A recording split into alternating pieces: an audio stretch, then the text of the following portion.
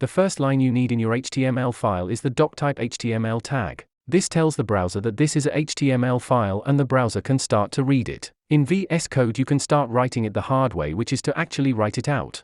A faster way is to start with the exclamation mark in line 1 and simply press enter. The language tag sets the language your browser will set as the language for the page. In this case it is EN for English.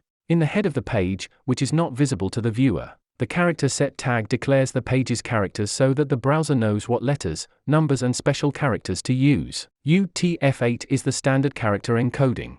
The XUA-compatible meta tag tells the browser to choose what version of Internet Explorer the page should be rendered as. This applies to the Windows Edge browser. The viewport tells the browser how to control the page's dimensions and scaling. You can leave it as it is or change the values as needed. This is the page's title that is shown in the browser's title bar or a pages tab. Inside the body tags is where all the visible elements go.